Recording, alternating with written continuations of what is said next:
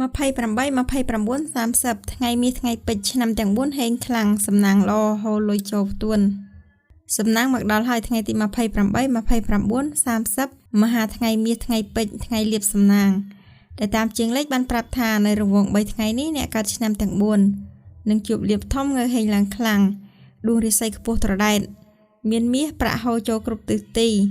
នឹងបានឡើងបុណ្យស័ក្តិណៈខ្ពង់ខ្ពស់លេខនាំសំណាង348ពណ៌នាំសំណាងខៀវផ្កាឈូកនិងប្រផេះឆ្នាំចមានសំណាងធំនៅក្នុងរង្វង់3ថ្ងៃនេះជាពេលវេលាធំប្រមូលផ្ដុំមាសប្រាក់ហូរចាក់ចូលផ្ទះពេញការងារអ្វីក៏បានសម្រេចផលល្អលោកអ្នកមានលៀបមានជ័យមានលុយហូរចូលហូរហៀការងាររកទទួលទានគ្រប់ច្រកល្ហកបានទទួលផលហួសពីការស្មានប្រាក់ចូលមកគ្រប់ទិសទីអ្នកប្រកបរបរការងាររកស៊ីជួញដូរបានផលចំណេញលើសលប់ការធ្វើដំណើរទៅកំសាន្តតាមតំបន់នានាតែងតែជួបសុខសប្បាយតាមដងផ្លូវទាំងទៅនិងត្រឡប់មកវិញឆ្នាំមមីកំពូលសេះទេវតាថែរក្សាដួងរាសីរបស់លោកអ្នកនឹងឡើងខ្ពស់ត្រដែត3ថ្ងៃនេះ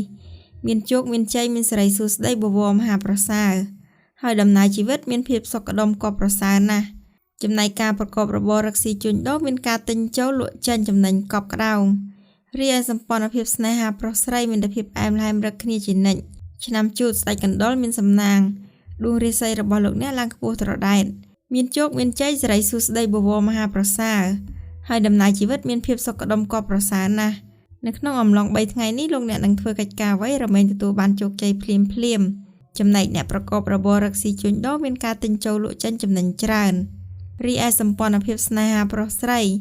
មានតែភាពអែមល្ហែមស្រស់ស្រាយនឹងគ្នាជានិច្ចឆ្នាំថោះមានរឹតលើករាសីលៀបធំចាំងចូលក្នុងជីវិតមានហុងស៊ុយល្អងើហេងឡើងខ្ពស់សម្បូរលុយចាយនិងមានលៀបធំដទៃទៀតចូលមកក្នុងពេលដំណើរគ្នា